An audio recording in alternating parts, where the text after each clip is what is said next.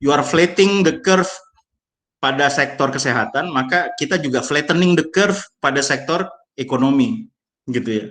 Karena ada physical distancing, work from home, massive death rate, lockdown, maka stuck gitu. Ya, akhirnya yang bisa memecahkan ini nanti pada masa-masa wabah yang sangat intens, yang bisa menjaga ekonomi tetap running, bagi saya disinilah munculnya sektor ketiga dari ekonomi, yaitu sektor sosial. Ya, kita nggak bisa berharap pada sektor konsumsi swasta, investasi gitu ya, ekspor impor apalagi. Yang cuma bisa bertahan adalah sektor sosial dan pemerintah. Ya, sektor sosial dan pemerintah. Sementara pemerintah juga saat ini kita tahu ya.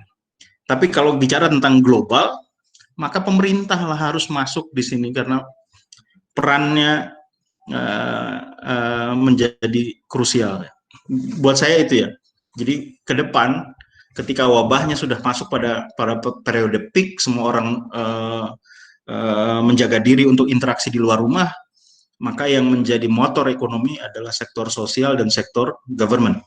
Ya, maka Islamic social sector, Islamic public finance itu menjadi motor, dan disitulah yang harusnya ekonomi syariah bermain. Ya, saya mengutip ini apa yang disampaikan oleh Umar bin Khattab gitu ya.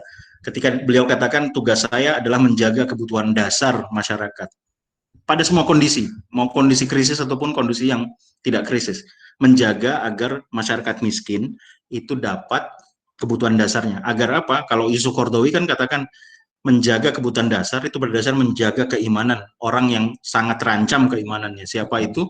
Masyarakat miskin. Dari mana dananya? Dari zakat. Bagaimana kalau zakat tidak cukup? Dari fai, harta negara yang saya manfaatkan. Ada mustaglah, ada macam-macam itu ya.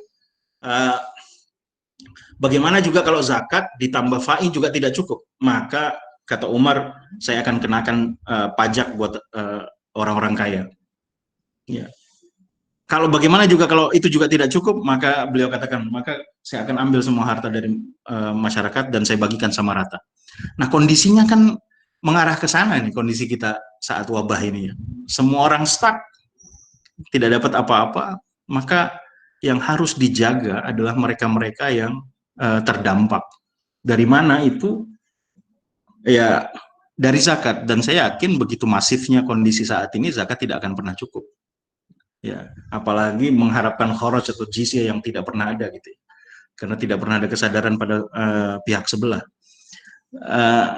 Maka harta negara lah gitu ya, mustaglah. Ini penerimaan negara dari pajak yang ada saat ini atau penerimaan keuntungan dari BUMN harusnya dimanfaatkan untuk itu. Cuma karena juga memang tidak tidak cukup orang mengetahui pengetahuan ini, susah untuk menjadi pilihan kebijakan gitu. Jadi kalau saya ambil dari teorinya makroekonomi seperti ini, rekan-rekan sekalian. Kalau ini kan ketika ekspor impornya tidak ada, maka yang sangat berpengaruh itu adalah konsumsi, ya, konsumsi, investasi, dan government spending. Ya, bagaimana kalau ternyata terjadi wabah saat ini, maka investasi tidak menarik, ya, karena konsumsi sudah berkurang, maka tentu saja dari rumah tangga, ketika banyak orang rumah tangga menahan konsumsinya, lebih menyimpan uangnya untuk berjaga-jaga, khawatir terjadi sesuatu di pada masa yang akan datang, maka disitulah harusnya mereka paham betul-betul bahwa ekonomi akan stuck jika konsumsi itu tidak dijaga pada tingkat tertentu. Ya, kalau dia turun terlalu drastis, maka nanti akan terjadi apa yang kita alami pada tahun 1929-1930, Great Depression. Oleh sebab itu, harus muncul sektor sosial, mengambil uang-uang yang tidak terpakai ini dari sisi saving.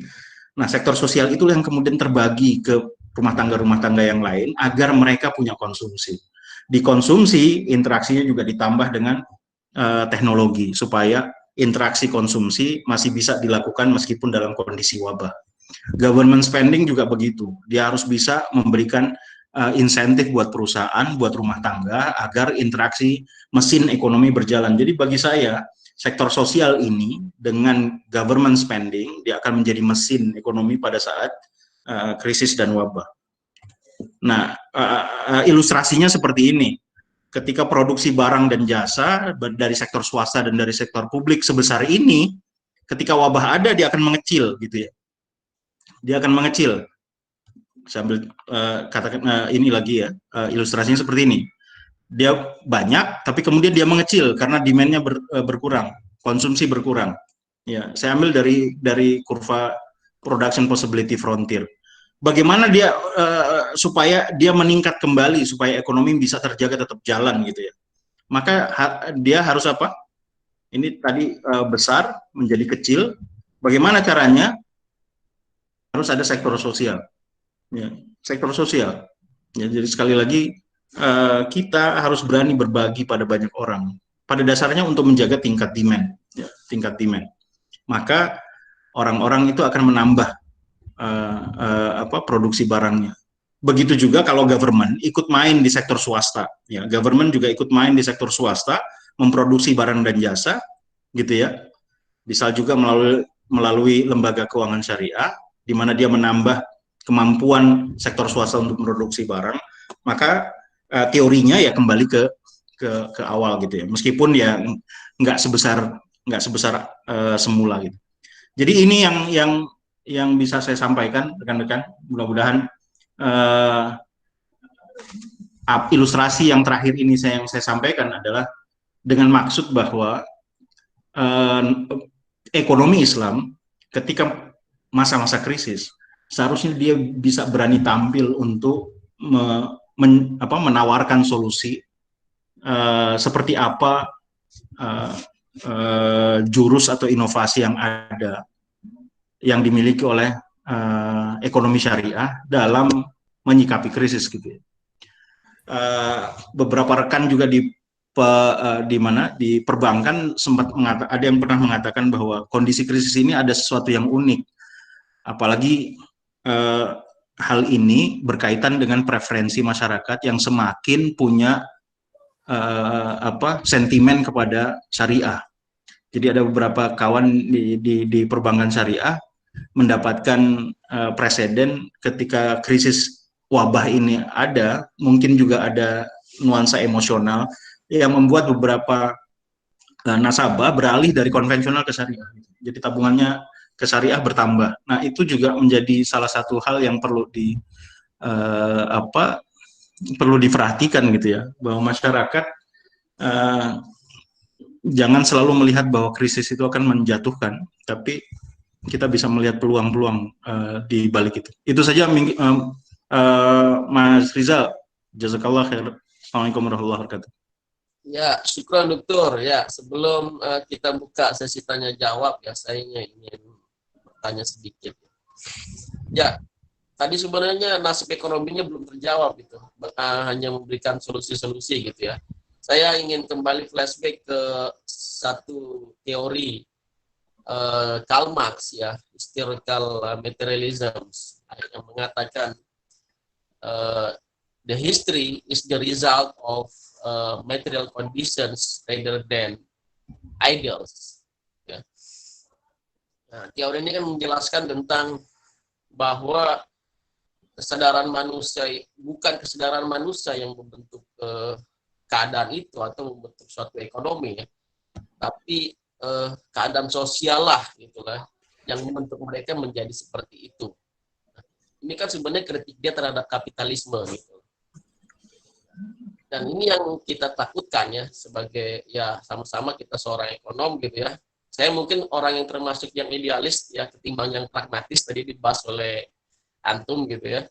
Karena lebih banyak fokus ke sejarah ya. Ya takutkan kepada ekonomi Islam gitu ya. Kita terlalu fokus ke finance ya, karena tadi banyak digambarkan tentang perbankan syariah, keuangan syariah. Jadi kita fokus kepada sesuatu yang institusional rather than filosofi, prinsip dasar. Ya. Bahkan ekonomi Islam sendiri kita belum settle nih. Dari definisi sendiri saja kita masih ribut ya gitu ya. Kalau di ekonomi konvensional udah settle dong. Banyak kan menggunakan definisinya misalnya Lionel Robbins. ya, yang mengatakan sumber daya alam yang terbatas, keinginan yang tidak terbatas. Kita ekonomi Islam ini masih berdebat di tataran itu, tapi kita lebih maju ke dalam yang institusi, aspek institusi, gitu ya, asuransi dan lain-lain. Nah, ini yang merupakan kritikan asap zaman ya, kalau kita buka websitenya asap zaman gitu. Nah, ini yang sebenarnya yang pengen kita tahu, ekonomi Islam ini akan jadi seperti kapitalisme hancur atau bagaimana gitu. Ya. Sebelum nanti sesi tanya jawab yang lainnya. Baik. Ya, kalau boleh merespon ya. Jadi yang belum saya bahas tadi. Jadi saya ada pada posisi begini, bahwa konvensional yang saya pahami, dia berkembang dengan bentuk yang kita kenal saat ini karena satu asumsi. Ya, ketika asumsi itu diadopt, asumsi itu dipakai, dan itu yang kemudian secara konsisten menjadi referensi utama dalam pembangunan teori-teori turunannya, maka ketika kita mau mengkomparasi dengan syariah, tentu saja yang pertama kali kita komparasi adalah asumsinya, bukan tataran teknisnya, kenapa sampai dia seperti ini, kenapa dia sampai seperti itu, dan juga jangan kemudian berdebat panjang pada tataran teknis, ya, karena boleh jadi asumsinya berbeda. Jadi kalau kita belum sepakat asumsinya, jangan larut dalam perdebatan teknis. Saya ambil contoh ya, ketika kapitalisme itu berasumsi pada manusia ekonomis, ya, dan ini kalau teman-teman yang berlatar belakang finance sangat memahami ya, ketika belajar tentang financial management, apalagi corporate finance, maka pasti yang menjadi asumsi dasarnya adalah economic man, ya, ekonomis, di mana seorang manusia yang ekonomis punya pilihan antara risk dan return, di mana kombinasi risk dan return pada tingkat yang sangat efisien.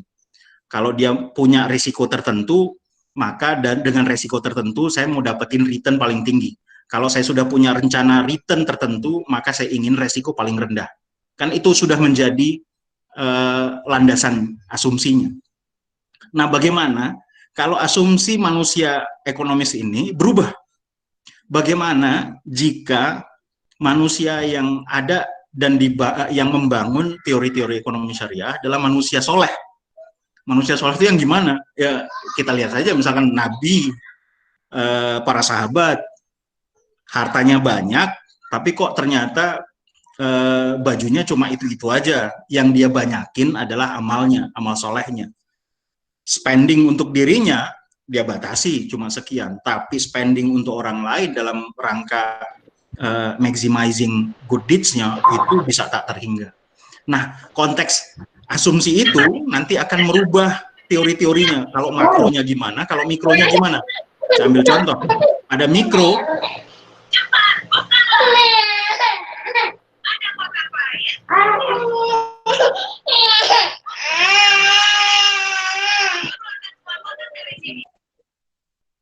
Oke, udah saya mute.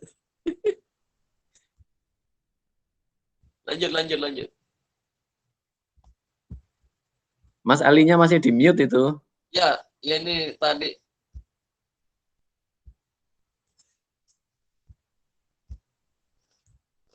Mana nih, nggak bisa ini.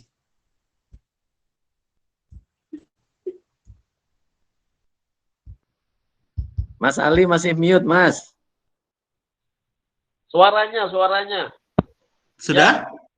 Ya. Ya, diulangi tadi. Diulangi. Sampai mana tadi? 2 menit yang lalu pas ada anak nangis. Oke. Asumsi. Oh, itu ketika saya bicara tentang ini ya, asumsi yang berubah ya. Ya.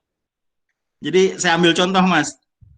Jadi ketika asumsinya dirubah, bukan lagi manusia ekonomi, tapi manusia yang soleh, yang ingin memaksimalkan amal solehnya, yang punya dimensi melihat fenomena ekonomi bukan cuma dimensi dunia, tapi juga dunia dan akhirat. Dimensinya juga berubah, bukan cuma materi, tapi juga materi dan immateri. Kemudian juga ada dimensi bahwa dosa dan pahala, maka tentu saja itu merubah konstelasi teori ekonomi. Ambil contoh teori utility, misalkan di mikro kalau orang mikro bilang secara individual saya akan terus mencari kepuasan yang tinggi untuk pribadi saya. Semua konsumsi saya akan maksimalkan dari budget constraint yang saya punya. Ya, jadi sebanyak mungkin barang yang saya bisa okupasi untuk beli karena itu mencerminkan tingkat kepuasan saya. Semakin tinggi budget constraint, semakin tinggi pendapatan, maka semakin tinggi juga konsumsi saya. Tapi ketika dia dirubah asumsi manusianya, yaitu manusia soleh, saya bisa saja berkata bahwa orang soleh itu dia akan konsumsi secukupnya saja buat dirinya atau keluarganya, maka selebihnya dia maksimalkan untuk orang lain. Begitu juga ketika teori mikroekonomi pada perusahaan. Di perusahaan, Anda akan sudah diajarkan di buku-buku bahwa kalau profit maximize itu adalah ketika marginal cost sama dengan marginal revenue, gitu ya. MC sama dengan MR.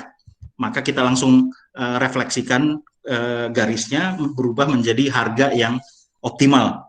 Nah, di syariah boleh jadi bukan harga itu yang saya ambil. Cukup saja misalkan MC-nya sama dengan AR-nya atau bahkan potongan yang lain pada saat harga lebih rendah tapi produksi barang jauh lebih tinggi. Atau saya komparasi dengan cost-nya. Sepanjang break-even point saya akan produksi pada harga itu. Nah, hal-hal yang seperti itu jadi berubah. Begitu juga kalau makronya gitu. Maksud saya, apa yang disampaikan oleh Karl Marx, saya setuju bahwa Karl Marx itu orang yang tidak begitu puas karena kondisi dia sendiri tidak ada pada posisi yang mengenakan ketika kapitalisme booming, ya, dan dia tidak pernah nggak pernah merasakan kenikmatan sebagai masyarakat kapitalisme karena dia ada di masyarakat buruh, kemudian difasilitasi oleh Engels dan akhirnya kekecewaan itu muncul dalam Das Kapital. Gitu. Kalau beberapa orang bilang ya ini salah satunya mungkin faktor siapa yang nulis buku ya. Kalau yang nulis orang kaya ya jadinya kapitalisme, orang miskin nulis buku ya jadinya sosialisme. Gitu. Itu kenapa Nejatullah Siddiqi katakan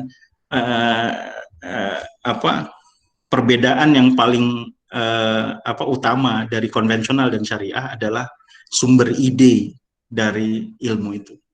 Kalau sumber idenya dari manusia ya jatuhnya gitu tadi, bisa ekstrim kanan atau ekstrim kiri, bisa kapitalisme, bisa sosialisme. Sementara kita itu karena sumber idenya dari Tuhan, maka ya seperti itulah dia menjadi. Jadi mudah-mudahan ini kalau kita konsisten dengan asumsinya, Mas Rizal, saya yakin kita bisa akan tahu ke depan bentuknya itu seperti apa. Seiring dengan asumsi itu luruh gitu ya, tidak tercukupi, maka kita bisa mendekati ke kapitalisme, bisa mendekati ke sosialisme. Ya, tapi selama masyarakat Islam itu secara jamaah dalam jumlah tertentu mencukupi untuk bisa membentuk sebuah preferensi tersendiri dalam ekonomi, maka terbentuklah ekonomi syariah dalam bentuk yang mungkin saat ini belum kita lihat, tapi dulu sudah pernah ada gitu. Cuma yang kita butuhkan sekarang itu bagaimana narasi-narasinya bisa disusun dalam teori-teori yang jauh lebih dalam gitu dan lebih kuat secara logika. Begitu Mas Rizal. Menarik sekali ya, Syekh Ali Sakti. Saya banyak pertanyaan sebenarnya, apalagi tadi tentang sumber ilmu, tapi kita serahkan kepada yang lain untuk bertanya gitu ya. Silakan ada yang ingin bertanya ya, kita buka sesi tanya jawab. Ya, silakan Pak Sebastian. Oke. Ya, terima kasih Pak Rizal atas kesempatannya bertanya. Tadi menarik sekali apa yang disampaikan Pak Ali Sakti tentang nasib ekonomi syariah. Yang paling menarik sekali, yang paling terakhir tentang asumsi-asumsi ya. Jadi kan sebagaimana kita ketahui, ekonomi, teori-teori ekonomi itu dibangun dari asumsi-asumsinya. Nah, ketika asumsi itu tadi economic man, maka akan muncul teori-teori consumer behavior sampai segala macam. Kemudian Pak Ali tadi menambahkan mengubah asumsinya dengan manusia soleh, sehingga hasilnya juga nanti akan berbeda. Nah, pertanyaan saya, ekonomi ini kan social science, ilmu sosial. Ilmu sosial adalah ilmu yang mendeskripsikan realita. Teori itu dibangun dari realita. Dan asumsi itu tentu harus menggambarkan realitas secara umum. Kalau misalnya kita contohkan, kita ambil manusia soleh sebagai asumsi. Sementara kalau kita ukur secara kuantitatif, berapa persen sih ada manusia soleh seperti yang Pak Ali bilang tadi, yang lebih mengutamakan dirinya sendiri, mengutamakan orang lain daripada dirinya sendiri, dan segala macam begitu. Kalau itu kita jadikan asumsi, tentu itu tidak menggambarkan realita. Nah, bagaimana sebenarnya posisi ekonomi Islam dalam hal ini? Ya, terima kasih. Terima kasih. Saya langsung jawab atau nampung dulu ini, Mas Rizal? Langsung aja. Langsung ya. Oh iya, Ustadz Herman, Sebastian Herman, jazakallah. Ada yang luput saya tadi sampaikan ya. Jadi kalau saya mengajar ke mahasiswa S1, biasanya saya berawal dari filosofi, di mana filosofi itu saya selalu berpendapat bahwa ekonomi itu punya dua sasaran, manusianya dan sistem. Ya, manusianya untuk bisa menjadi soleh, karena itu yang akhirnya juga nanti akan menguatkan asumsi. Tapi yang kedua, sistem, di mana sistem itu dibangun dari pondasi pelaksanaan syariat secara disiplin. Ya. Nah, kalau syariat, orang bicaranya bukan lagi soleh tidak soleh, dia sudah bicara tentang halal dan haram. Ya, di mana orang yang tidak soleh pun harusnya taat gitu. Misalkan begini, kalau sistemnya benar, maka harusnya zakat itu berlangsung dan wajib mengena kepada para agnia atau muzaki. Mau muzakinya soleh atau tidak soleh, dia harus bayar kewajibannya berupa zakat, karena zakat itu menjadi income buat masyarakat yang tidak mampu. Dia akan menjaga purchasing power agar kurva demand selalu ada di pasar. Maksud saya adalah bahwa dua asumsi ini harus terlaksana. Yang pertama, akhlaknya pada sisi akhlak menyasar pada manusianya. Yang kedua, syariat itu diimplementasikan pada sistem. Jadi ketika zakat wajib. Ketika riba haram, tidak boleh ada. Spekulasi haram, tidak boleh ada. Maka kita akan tahu kalau yang di atasnya loose, maka setidaknya bumper pada sistem tetap terjaga. Dan seperti itulah bentuk minimal dari ekonomi syariah. Ya, bentuk minimal dari ekonomi syariah. Sementara masyarakat solehnya, ya, atau manusianya itu perbaikan dari sisi kualitas. Mudah-mudahan bisa difahami ya. Jadi kalau ekonomi itu, kan saya selalu berpendapat bahwa masalah ekonomi itu bukan scarcity, tapi masalahnya adalah velocity. Karena inti dari ekonomi untuk menjaga mesin ekonomi tetap berjalan adalah menjamin agar sumber daya ekonomi itu terdistribusi atau berputar. Ya, terdistribusi. Saya ambil contoh zakat. Kenapa zakat ada? Karena dia menjaga distribusi itu ada. Ya, sekali zakat tidak ada, mesin ekonomi bisa rusak. Dan semuanya mengikuti prinsip itu, Pak. Jadi kalau di keuangan pun sama. Kalau sampai ada putaran faktor produksi terhambat, maka mesin ekonomi terganggu. Ibarat saya itu begini. Kalau kita lihat satu bangunan ekonomi, jantungnya dari tubuh ekonomi itu adalah pasar. Barang dan jasanya itu nutrisi yang dibawa oleh darah. Darahnya itu apa? Uang, dana. Jadi menjamin agar darahnya itu berputar, kita harus jamin pasar selalu ada. supaya tubuh itu hidup, barang dan jasa harus selalu ada. Nah, kondisi analogi seperti itu yang saya selalu pegang gitu ya. Dan kalau ekonomi syariah menggunakan syariatnya, menggunakan prinsip halal haramnya itu dilakukan dengan baik, apalagi kalau kemudian juga akhlaknya juga masuk, saya pikir kita akan lihat satu bangunan yang jauh lebih bagus gitu. Ini minta maaf ya, memang tadi lupa saya menjelaskan secara lebih menyeluruh. Jazakallah khair. Ya, jazakallah Pak Ali. Pak Rizal, boleh dikit lagi Pak Rizal? Ya, dikit aja ya, jangan Ya, banyak-banyak. Banyak. ya Pak Ali, tadi kan bicara pelaku sama sistem ya. Ya, Jadi kalau sistemnya udah baik, nanti akan membentuk individu-individu di ekonomi itu, economic agent itu sesuai dengan yang diharapkan, sesuai dengan asumsinya. Nah, apakah ekonomi Islam itu bisa ada, Islamic economics bisa ada, tanpa adanya Islamic economy? Maksud saya sistemnya kan, apakah sistemnya nggak ada, tapi Islamic economic itu ada gitu. Sementara kan sistemnya belum komprehensif sekarang. Makasih. Ya, makasih. Sejauh yang saya tahu, ya, selama misalkan ekonomi itu bisa menjalankan apa yang menjadi prinsip-prinsip atau substansi yang ditetapkan dalam ekonomi syariah, saya kok mengambil ini mengambil pendapat oke ya, nggak ada masalah. Artinya ekonomi Islam bisa ada, tapi dia tidak akan bisa berkembang atau punya kualitas setinggi jika ada manusia-manusia Islaminya gitu ya. Karena itu sudah menjadi sebuah kelumrahan gitu. Jadi sepanjang ekonomi dijaga dari riba, dijaga dari perjudian, dan kemudian mengimplementasikan zakat secara substansi tanpa perlu kita bicara tentang namanya gitu ya, istilahnya.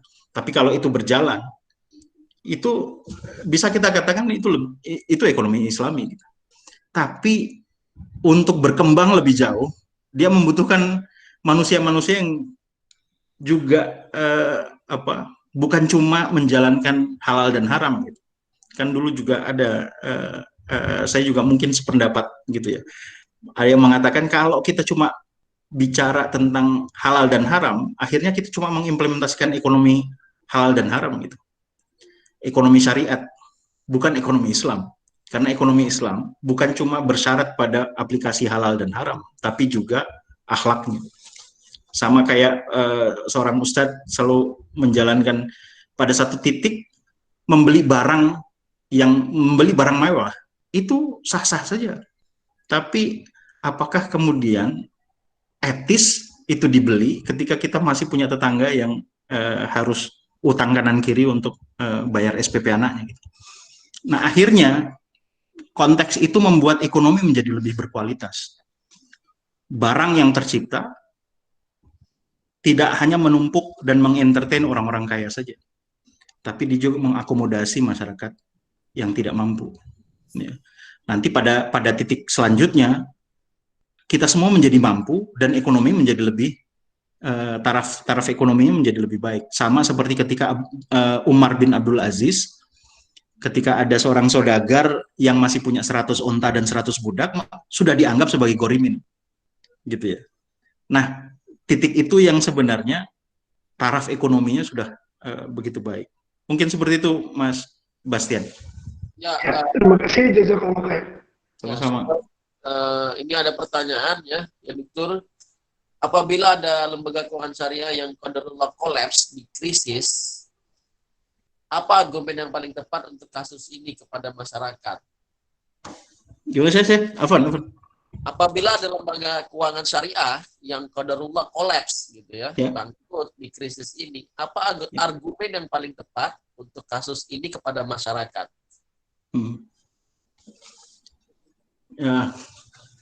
Ya, cukup pertanyaannya jadi cukup apa lebar sekali ya. Karena kita nggak tahu kolapsnya itu apa. Karena sebagai entitas bisnis dia bisa kolaps karena apa saja gitu kan. Tapi kalau dia kolaps dalam konteks saat ini, krisis terjadi, likuiditas terhambat, rentabilitasnya juga profitability-nya juga terganggu. Ya kalau dia kolaps, Wajar, seperti itulah bisnis gitu ya. Ya bisnis bisa untung bisa buntung. Tidak perlu dikaitkan dengan apakah kolapsnya itu syariat tidak syariat gitu. Saya nggak tahu, mungkin di sini Pak Asyari atau Pak saya bisa menjawab lebih baik. Ya, Pak Askarya mungkin mau menambahkan.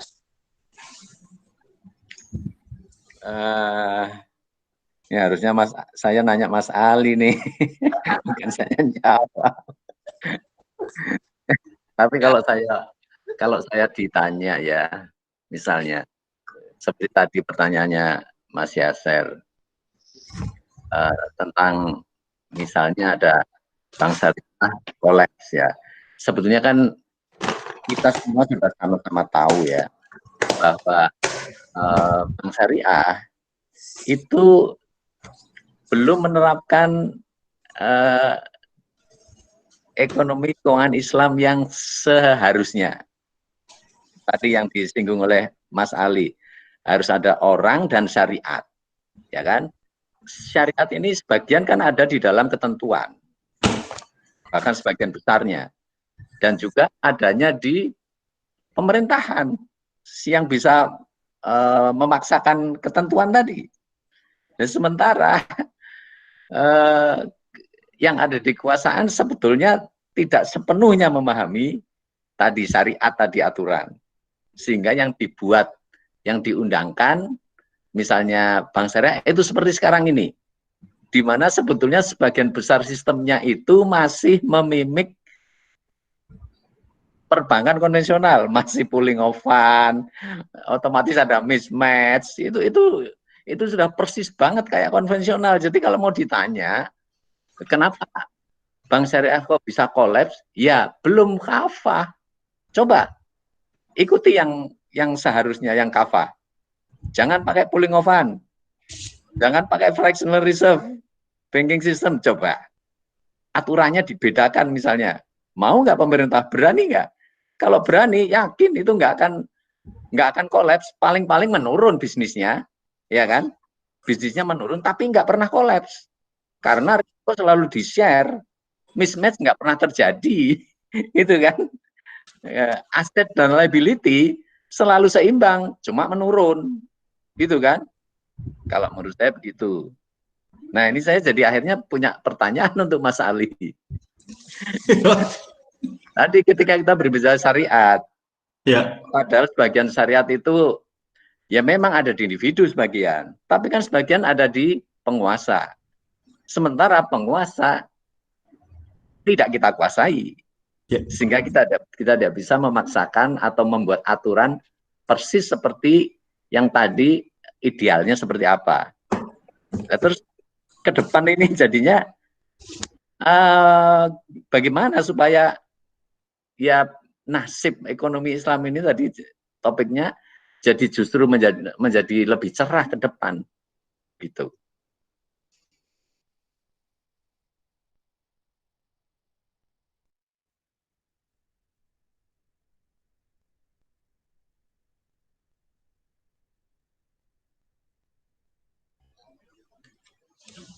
Halo. Ya, sudah kedengaran. Ya, minta maaf tadi agak terputus, Pak.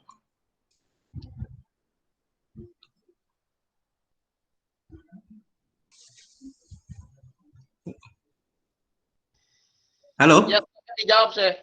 Oh, siap. Jadi berat ini, Pak, pertanyaan Pak Asyar ya. Tapi sebelumnya saya mau menambahkan pada yang tadi Pak Asyar ya ini ya, berikan komen ya. Pertanyaan Mas Yaser ya. Mas Yaser, saya dulu ketika masuk Departemen Perbankan Syariah, waktu itu masih di BI ya, sebelum pindah ke OJK. Saya ditanya oleh Pak Sukro waktu itu, Pak Ahmad Sukro yang saat ini jadi direkturnya. Mas Ali, bank itu sebenarnya agen keuangan atau dia sebenarnya entitas usaha? Ya, agen keuangan atau entitas usaha? Sejak saat itu saya mulai memikirkan secara serius, Pak. Ya, bahwa bank itu harus kita posisikan, atau lembaga keuangan syariah itu harus kita posisikan sebagai inovasi yang sangat terikat pada pengetahuan masyarakat atau komunitas yang terikat pada waktu. Ya, misalkan saat ini, ketika kita kenal yang namanya bank syariah, lembaga keuangan syariah, apapun namanya, mau asuransi syariah, pegadaian syariah, atau apapun namanya, itu adalah inovasi kita dengan pengetahuan yang kita punya saat ini. Ya, yang kita punya saat ini. Dan kemudian direspon oleh nasabah atau masyarakat yang juga punya pengetahuan seperti saat ini. Dan itu get along. Ya. Tapi seiring dengan waktu, ketika mulai banyak juga inovasi-inovasi yang mencoba mengkoreksi dan memperbaiki, menyempurnakan, maka kita nggak tahu ke depan bentuk lembaga keuangan syariah itu bentuknya, animalnya seperti apa. Satu waktu kami juga datang ke Prof. Iwan Triwono. Ya. Prof. Iwan Triwono itu juga mengatakan begitu. Ketika Anda berikan nama bank pada entitas yang kita kenal saat ini bank syariah, maka tanpa kita sadari, logika berpikir kita itu tentu saja akan merasionalkan apa-apa yang kita kenal dan yang menjadi referensi kita, apa yang kita definisikan sebagai bank. Ya tentu saja apa yang dilakukan oleh konvensional. Ya. Jadi kemudian saya mencerna itu semua. Kalau kemudian kita merubah rasionalitas kita menggunakan perspektif syariah, bahwa dia itu adalah sebagai broker keuangan, ya, broker keuangan yang menghubungkan antara pemilik modal dengan real sector, maka sepatutnya cara berpikirnya berubah. Bukan kita cari uang dulu dari para pemilik modal, baru kita cari proyeknya, cari usahanya. Tapi kita cari dulu usaha yang membutuhkan dana, baru kita cari dananya gitu. Jadi berubah alur berpikirnya. Dan saat ini saya kok ngelihat kecenderungan itu terjadi ya, ketika munculnya peer-to-peer lending gitu misalkan, P2P itu, atau beberapa BPRS atau beberapa BMT yang sudah mulai berpikir sebaliknya, bukan berawal dari pendanaan, tapi berawal dari pembiayaan. Nah, kalau konteks itu terjadi, maka sah kita menjadi lembaga keuangan syariah itu adalah agen keuangan. Dan dia tentu saja adalah lembaga investasi, bukan lembaga utang piutang gitu ya. Dia bukan seperti yang kita kenal seperti bank seperti saat ini. Mudah-mudahan bisa menjawab, menambahkan tadi apa yang disampaikan Pak Asyarya. Sementara pertanyaannya Pak Asyarya, ya, mau ditelaah dari ekonomi bisa, mau ditelaah dari sisi politik bisa nih. Tapi dua-duanya. Tapi saya mau berawal dari ini Pak Asyarya. Saya mau berawal dari ekonomi. Ini karena ingin husnuzon husnuzon dulu Pak ya, bahwa apa yang ada saat ini dan berkembang dan kemudian ditimpali dengan regulasinya adalah sebuah interaksi yang serba punya keterbatasan Pak. Ya, punya keterbatasan. Maksud saya begini, ketika pengetahuan praktisi terbatas, akademisi juga masih terbatas, masyarakat juga masih terbatas, tentu saja regulator terbatas. Ya. Sama seperti saat dulu pernah kita sama-sama alami Pak, ya, di BI misalkan. Boleh jadi ada saat-saat di mana regulasi menyediakan lahan untuk berkembang, tapi boleh jadi saat itu pengetahuannya belum ada. Orang-orang yang punya pengetahuan itu belum ada. Sama juga teman-teman yang ada di Kementerian Keuangan boleh jadi. Orang yang tahu tentang sukuk dulu itu nggak ada. Akhirnya sukuknya susah. Tapi begitu semakin banyak orang yang mulai tahu dan masuk ke lembaga-lembaga itu, maka pengetahuan itu menjadi alternatif dalam perumusan kebijakan. Itu mengambil dari perspektifnya ekonomi, Pak. Tapi kalau politik, ya tentu saja ini ya, mau pakai teori konspirasi juga bisa. Cuma saya membatasi diri untuk hal yang seperti itu, Pak. Saya cukupkan saya analisa saya lebih pada yang ekonomi lah. Saya masih merasa nyaman menggunakan alasan bahwa perkembangan kita itu dihambat oleh pengetahuan yang terbatas. Atau orang-orang yang punya pengetahuan juga terbatas. Saya mungkin Ustadz Rizal tahu itu ayatnya yang di Al-Baqarah itu ya, yang apabila ada di antara kalian yang beriman dan sabar, 100 kalian akan mampu mengalahkan 1000 mereka. 200 kalian akan mampu mengalahkan 2000 mereka. Nah, maksud saya kemenangan itu punya juga syarat iman dan sabar. Dan iman kadangkala juga dimaknakan orang yang juga punya ilmu gitu ya. Mungkin kita butuh orang-orang yang tahu dulu, dan boleh jadi kita bisa futuhkan sistemnya, entertain masyarakat dengan jauh lebih komprehensif ketika semua orang-orang yang punya prasyarat itu, punya requirement itu cukup secara kuantitas dan kualitas. Mungkin itu, Mas Rizal. Boleh nambahin sedikit? Betul, Pak. Jadi berarti sepertinya ada 2 jalan ya ke depan tadi ya. Satu adalah jalan kita untuk bisa menegakkan syariat. Artinya kita harus masuk ke dalam pemerintahan, kita harus yang bisa ngatur. Itu satu jalan. Ya. Jalan kedua, tadi masalah pengetahuan masyarakat. Artinya ini jalan pendidikan.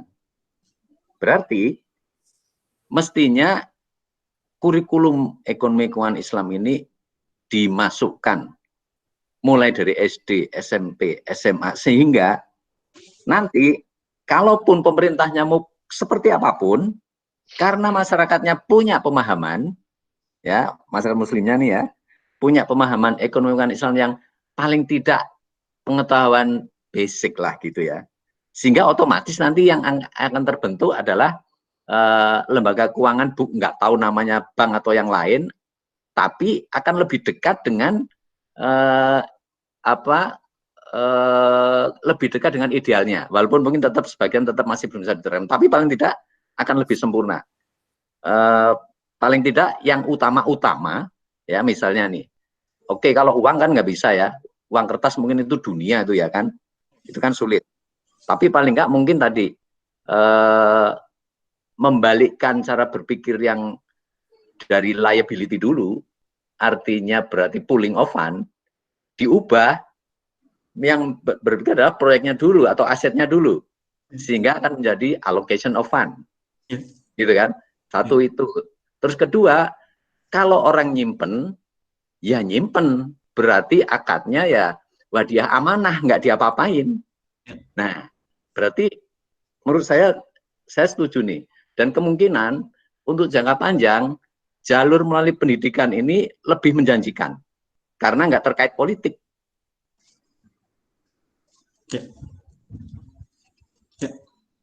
Ya, terima kasih Pak Askarya. Mau ini dilanjut, Pak Ali Sakti? Silakan, silakan. Ya, kita akan sampai 9:30 ya. Tadi jawaban dari Pak Askarya mau di komen atau tidak? Oh, setuju. Setuju, Pak. Ya, tadi ayatnya tadi itu di surat Al-Anfal ayat 65 tadi ya yang Oh, disampaikan. Anfal ya. Baik. Ya. Ya, iyakun minkum yusruna ya, sabiruna yaglibu mi'atai. Jadi kalau 20 orang yang sabar, dia akan mengalahkan 200 orang. Wa iyakun minkum mi'ata ya, yaglibu alfa ya, minal ladzina kafaru li'annahum la yafqahun. Ya, ini surat Al-Anfal. Jadi intinya adalah yafqahun. Nah, kalau kita yufaqih fiddin, kemudian kita bersabar, insya Allah kita bisa mengalahkan ya ekonomi-ekonomi Yahudi, ekonomi kapitalis. Ya, terima kasih juga masukannya, Ini itu ayatnya ya. Ya, mungkin ada pertanyaan lain dari teman-teman yang ada di sini. Ya, Ustadz Baihaqi silakan.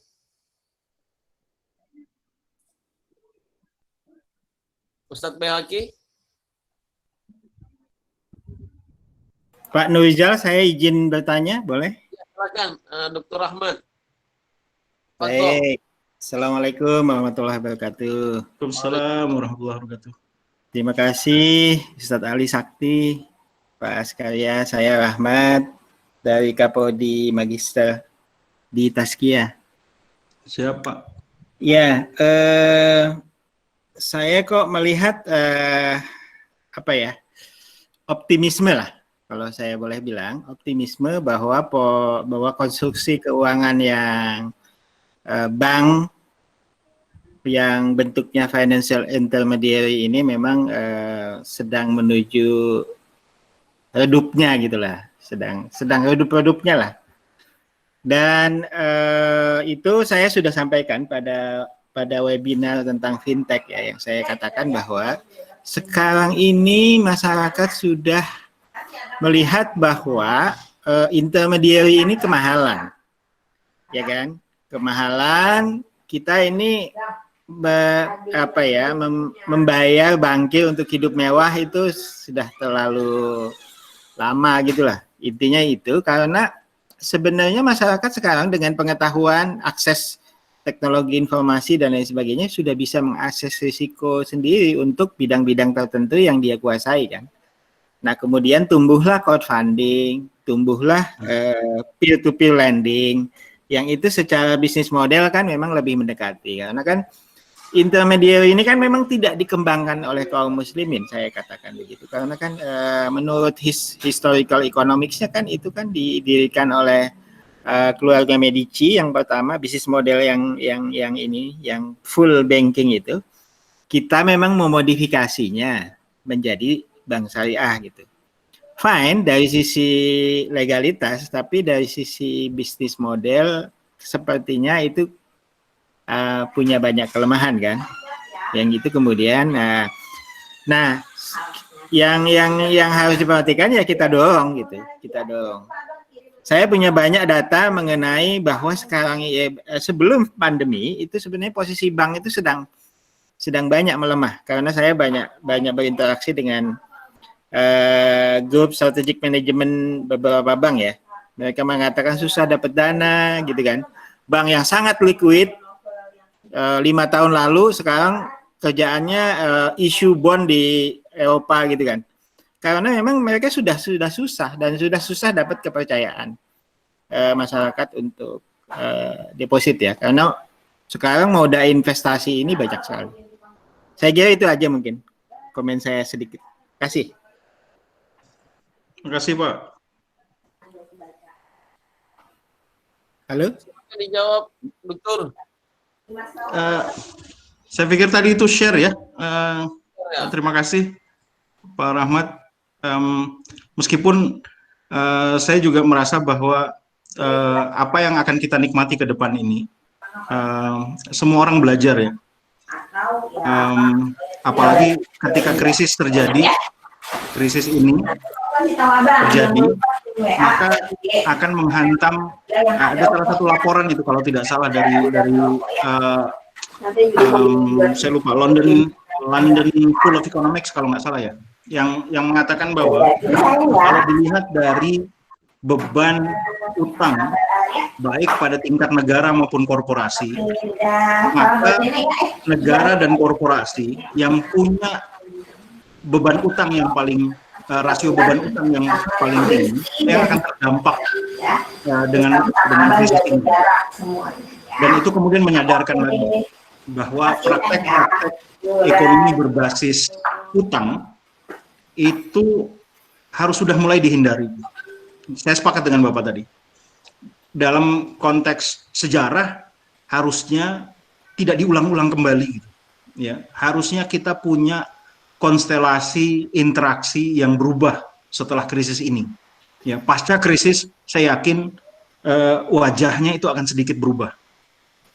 Tapi saya tetap yakin juga seperti yang disampaikan oleh Pak Asyar ya, preferensi orang harus dibangun secara permanen oleh pengetahuan, sehingga terbentuklah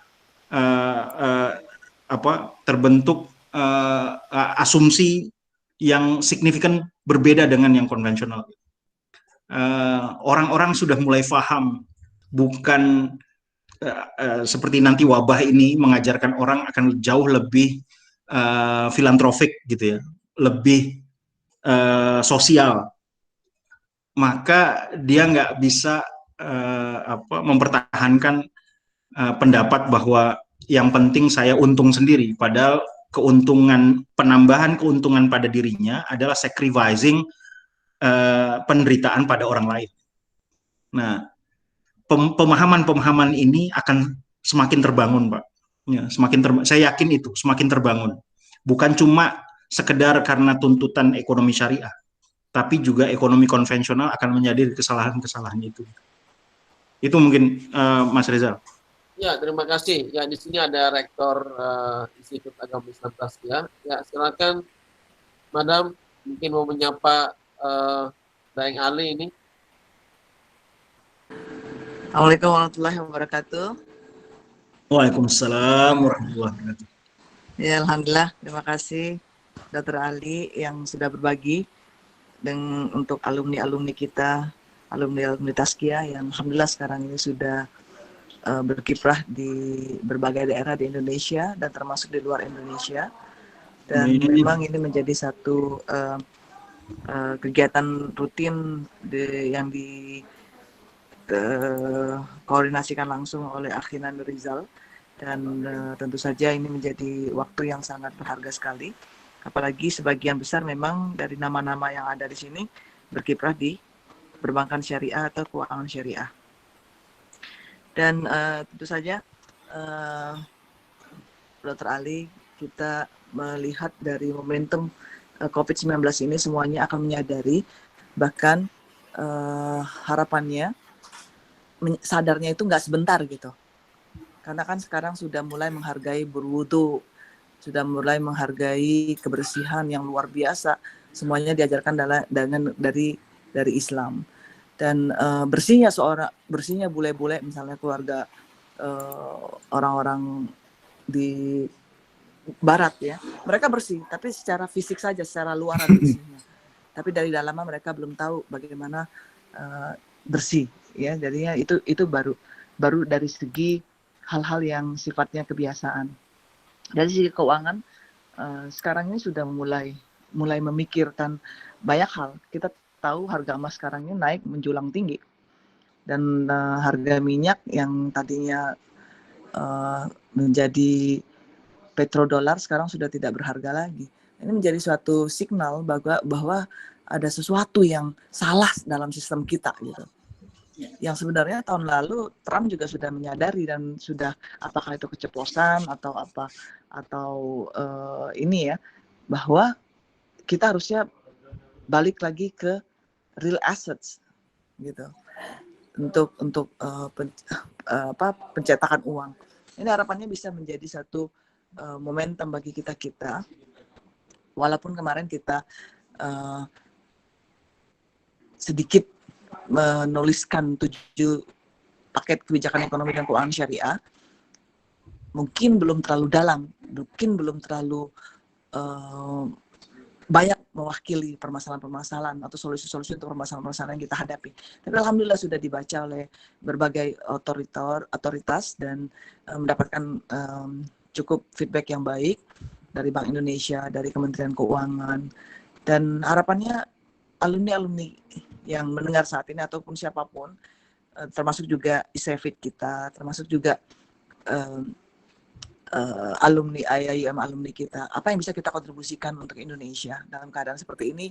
Perlu sekali banyak masukan-masukan, dan tentunya tadi pertanyaan yang cukup menggelitik, apakah Bank Syariah akan kolaps? Well, kita sendiri melihat Bank Muamalat sudah di ambang pintu ya, sudah menjadi satu case sebelum COVID. Nah, artinya sebagai lembaga bisnis memang punya risiko untuk itu. Tapi ya, that's actually something that we need to think about. Kak Ani juga pernah menulis di koran, itu ada di chat, bahwa ada sesuatu yang belum kafah. I like that word, Pak Asyar ya. That's actually I use in the newspaper that I wrote. Ada sesuatu yang belum kafah, makanya banyak yang patah balik gitu. Banyak yang patah balik, yang tidak mau lagi pengen nyoba Bank Syariah, tapi ternyata kok sama aja. Ya karena memang secara global kita masih belum bisa menerapkan secara kafah tadi. Nah, dengan adanya pandemi COVID-19 ini, harapannya semuanya berpikir gitu. Berpikir mau yang we need to have a new world. We need to have a new system. We need to have a new Indonesia. Itu harapannya. Karena ada sesuatu itu. Ketika baru sekecil kuman yang nggak kelihatan ini, kok bisa sampai diem aja kitanya gitu ya. Karena ya itu ada sesuatu yang belum kita bangun secara kuat, secara di pondasinya. And I think you really spotted on.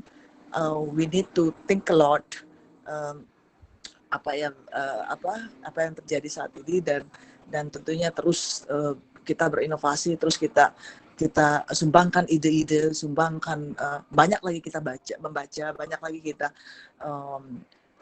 berdiskusi untuk menemukan berbagai solusi. Again, thank you Dr. Ali, and thank you for the organizer and those who have been participating. Assalamualaikum warahmatullahi wabarakatuh. Waalaikumsalam. Ya, terima kasih Madam. Pak Ali, tadi Pak Rizal ini mohon izin, ada urusan keluarga. Oh, baik. Minta saya untuk memoderatori. Baik. Ini kita lanjutkan atau gimana Pak? Oh, boleh lanjut. Itu Ya, saya lihat. Boleh saya ini dulu poin apa yang disampaikan Kak Ani ya. Iya, mangga Pak. Satu hal misalkan Bapak Ibu sekalian, ketika misalkan saya menyentuh sedikit institusi saya ya, ketika ada kebijakan yang diambil di mana Bank Indonesia dalam kondisi darurat dapat membeli bond atau surat berharga baik konvensional maupun syariah pada pasar perdana, sebenarnya ini bisa membuka peluang buat keuangan syariah untuk bisa menawarkan solusi-solusi lain gitu. Karena ketika kita lihat kebijakan itu pada dasarnya sebenarnya bukan kebijakan moneter yang dengan definisi yang selama ini kita tahu. Kebijakan yang diambil Bank Sentral itu dalam rangka memperkuat basis atau modal buat pemerintah untuk mengeluarkan kebijakan-kebijakan fiskalnya untuk mendukung sektor real yang sedang kolaps atau yang akan kolaps. Karena memang krisis mungkin sudah tidak bisa diabaikan. Semua orang sepakat bahwa ke depan ini krisis akan terjadi, resesi akan terjadi. Oleh sebab itu, mesin ekonominya harus dijaga. Karena kalau kita belajar makro, kan biasanya kita tahu bahwa mesin ekonomi itu ada konsumsi, investasi, government spending, sama international trade. International trade sudah habis, Pak, karena kondisi COVID ini membuat orang tidak tertarik, akan membuat national dan international supply chains itu terputus, stop. Maka kita semua akan fokus pada dalam negeri. Nah, di dalam negeri investasinya terhambat, yang bisa bergerak itu cuma government spending sama upaya-upaya untuk menjaga konsumsi pada tingkat minimalnya agar mesinnya tetap running. Nah, bagaimana caranya seperti itu? Kita harus tawarkan itu, karena saya yakin uang-uang yang ada di masyarakat itu banyak, cuma kita harus tahu kemana uang-uang itu, karena itu darahnya ekonomi. Ya, itu darahnya ekonomi. Nah, apa yang dilakukan oleh Bank Indonesia harusnya bisa merangsang teman-teman para, terutama yang di sini yang akademisi, bagaimana bisa menawarkan formulasi-formulasi kebijakan yang out of the box yang saat ini kita butuhkan untuk bisa menjaga sektor real. Pertanyaan yang disampaikan oleh Mas Dr. Kurais ya pada chat, biar saya juga bisa ini ya. Apakah fractional reserve dan pool of fund mungkin diterapkan sistem keuangan kita dalam konteks yang tadi barusan saya katakan, bahwa alternatif out of the box itulah yang harusnya kemudian menjadi referensi-referensi buat para pemangku kebijakan. Ya. Sebenarnya juga ini sudah disinggung oleh Pak Asyarya ya. Fractional reserve system itu sudah cukup sudah diketahui lah ya. Tapi pool of fund kemudian diganti menjadi pooling of fund, itu yang saat ini sedang bergerak ya. Suka tidak suka saat ini sedang bergerak. Allocation of fund ya Pak, bukan pool of fund ini sebenarnya. Kalau saat ini kan sistem keuangan kita menggunakan pooling of fund, tapi allocation of fund itu akan terjadi. Atau juga misalkan rezim kebijakan moneter yang saat ini sangat mengandalkan tarik ulur pada money supply, akankah bisa kita rubah? Karena tarik ulur pada money supply seperti yang ada di konvensional itu pada dasarnya hanya berbicara pada sisi demand, dia tidak bicara pada sisi supply. Karena kalau kita bicara secara komprehensif, ketika orang mau menurunkan inflasi dengan menaikkan suku bunga, pada dasarnya dia ingin menarik uang beredar, dan uang beredar itu kemudian menurunkan demand. Tapi pada saat yang sama, kalau dinaikkan suku bunga, maka dia akan membuat investasi menjadi mahal. Kalau investasi menjadi mahal, supply-nya turun. Nah, kekuatan supply turun sama kekuatan demand turun, itu mana yang lebih kuat? Kalau yang lebih kuatnya tetap supply, maka inflasi tetap ada. Nah, konteks kita, para ekonom syariah, harusnya juga jangan terjebak pada narasi-narasi yang tidak menerangkan logika-logika ekonominya. Jadi glorifikasi saja bahwa ekonomi syariah itu pasti akan baik, tapi kita tidak menurunkan berupa logika-logika ekonominya kenapa, sebab akibatnya bagaimana. Nah, itulah tantangan kita ke depan untuk bisa diterima secara rasional, menawarkan solusi-solusi yang bisa diadop oleh para pemangku kebijakan. Begitu Pak ya. Mas Herman, kalau boleh melanjutkan dengan apa yang Pak Jalal tanya ini ya, biar ya, silakan Pak. Pak Jalaluddin ya. Ya, silakan. Terutama kalangan milenial. Saya pikir rekan-rekan yang muda yang mulai memahami ekonomi syariah dengan jauh lebih kompleks dan jauh lebih komprehensif, harapan kita tongkat estafeta itu bisa kita lakukan. Tapi syaratnya tadi, pemahaman kita harus komprehensif. Jangan sampai ada orang yang cuma paham tentang zakat dan kemudian mengatakan bahwa wajah ekonomi syariah itu didominasi oleh zakat. Orang cuma tahu tentang dinar dirham dan mengatakan bahwa wajah utama ekonomi syariah itu cuma mata uang. Buat saya itu cuma penggal-penggal puzzle yang harus dikumpulkan, karena isu ekonomi syariah itu beragam pada semua sisi. Dan puzzle-puzzle itu kalau dikumpulkan dan kemudian ditata, barulah kita tahu bangunan ekonomi Islam itu seperti apa. Jadi semuanya itu, dari sektor keuangan, dari sektor realnya, industri halal, zakatnya, wakafnya, sistem moneternya, semuanya harus difahami bentuknya, difahami alur teori yang terkoneksi, ya, terintegrasi. Jangan sampai teori yang satu ternyata kontraproduktif dengan teori yang lain. Nah, kalangan akademisi kita punya tantangan seperti itu. Jangan sampai kesalahan konvensional yang sampai detik ini tidak bisa menyatukan makro dan mikro. Ya, buat Bapak Ibu yang mengajar makro dan mikro pasti sangat paham. bagaimana teori-teori mikro tidak pernah dilanjutkan pada teori-teori makro. Nggak ada satupun misalkan rumus ya yang ada di mikro itu kemudian berlanjut di makroekonomi. Betul-betul split. Ya. Nah, sementara di syariah, mikro itu berlanjut ke makro. Sehingga akhirnya kita sebenarnya punya tawaran yang valid dalam teori. Punya dalil yang sangat soheh gitu ya. Untuk bisa menawarkan solusi. Karena semuanya berkaitan dan saling mendukung gitu. Nah, mudah-mudahan kita bisa sampai di situ. Makasih Mas Bastian. Ya, terima kasih Pak Ali atas menjawab pertanyaan dari Pak Jalal dari Aceh. Ya, kepada audiens lain mungkin ada pertanyaan?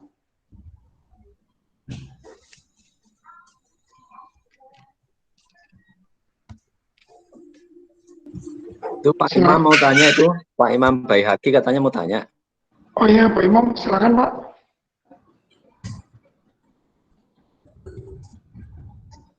Pak Imam? Masih ada.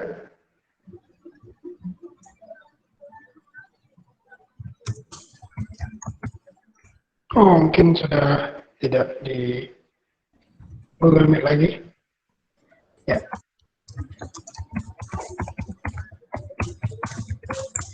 Ya. Ada lagi audiens yang ingin bertanya di chat ada? Oh, enggak ya. Oke. Jika tidak ada pertanyaan, mungkin kita bisa menyampaikan kalimat penutup. Ya, Bapak Ibu, sebelumnya saya ucapkan terima kasih Kak Ani, juga rekan-rekan alumni, terima kasih diberikan kesempatan untuk bisa sharing. Mudah-mudahan bermanfaat. Harapan saya terutama buat rekan-rekan akademisi, ekonomi Islam yang kita punya saat ini, yang diimplementasikan di Indonesia, perlu diperkuat dengan teori-teori yang memang juga valid gitu ya. Dan tentu saja setelah ini yang juga saya dan Pak Ascarya juga selalu ingin lakukan, bahwa konsep-konsep yang kita punya harus high flyer gitu, harus berani ditampilkan pada tingkat internasional. Karena kita yakin kita punya konsep yang jauh lebih baik gitu ya, daripada beberapa negara yang cuma hanya membesarkan simbol-simbol, tapi tidak sampai pada pondasi. Nah, mudah-mudahan Indonesia bisa memberikan sumbangsih pada pengetahuan ini, ya, pada keilmuan ini. Saya pikir krisis itu sedang menempa kita untuk menjadi lebih baik. Terjadi akselerasi pemahaman, pengetahuan, keberpihakan dari masyarakat maupun pihak terkait untuk semakin tahu dan semakin berani mengambil posisi untuk mendukung ekonomi syariah. Dan saya yakin ya Allah juga pasti akan buka jalan itu. Jadi mudah-mudahan ke depan kita bisa jauh lebih baik. Terima kasih. Assalamualaikum warahmatullahi wabarakatuh. Ya, terima kasih kepada Pak Ali atas diskusi yang sangat bernas pada malam ini tentang nasib ekonomi syariah. Semoga diskusi yang menarik malam ini bisa kita implementasikan. Baik, kepada audiens semuanya, kami moderator mohon maaf atas segala kesalahan. Kami harapkan bisa hadir pada kajian-kajian IKA selanjutnya, IKTSK selanjutnya. Terima kasih. Saya tutup dengan hamdalah dan al-kafaratul majlis. Allahumma bihamdika asyhadu la ilaha illa anta astaghfiruka wa atubu ilaik. Assalamualaikum warahmatullahi wabarakatuh. Waalaikumsalam warahmatullahi wabarakatuh. Jazakallah khair, Mas. Sama-sama Pak saya nanti kirim secepatnya Pak yang itu artikel. Iya. Iya. Ya, insya Allah. Sama PowerPoint yang sekarang tolong kirim ya. Oh, siap. Ya. Siap.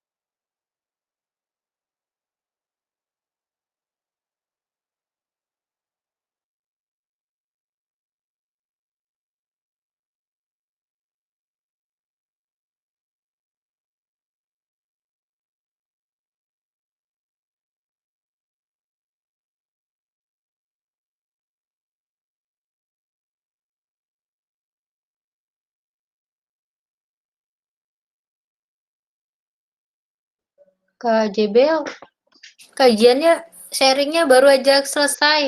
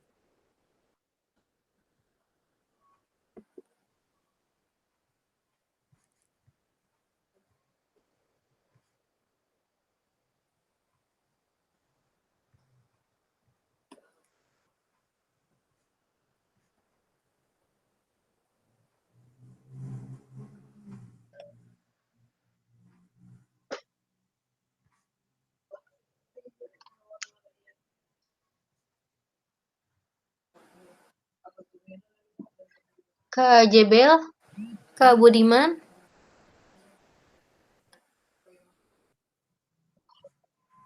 untuk Google Meet-nya saya izin close ya.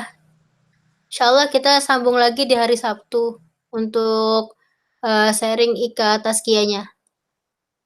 Tadi sudah selesai dengan Dr. Ali.